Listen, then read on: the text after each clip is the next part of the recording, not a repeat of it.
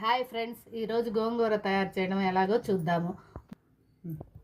పచ్చిమిర్చి వేసుకుందాము, టమోటాలు కట్ చేసుకొని వేసుకుందాము,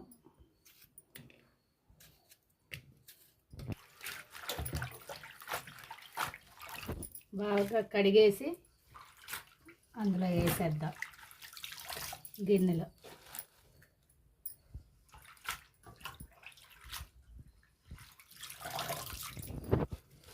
ఇందులో కొంచెం నీళ్ళు పోసుకుందాం లైట్గా.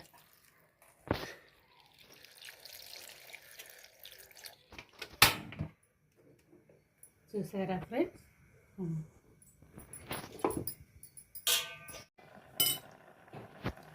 ఇప్పుడు కొంచెం పసుపు, కొంచెం కారం వేసేద్దాం. ఇది బిద్దాం. చూసారా ఫ్రెండ్, మెత్తగా అయిపోయింది. ఇప్పుడు ఉప్పు వేసుకొని దానికి వేపేద్దాం. ఇప్పుడు తాలింపు పెట్టుకుందాము గోంగూర.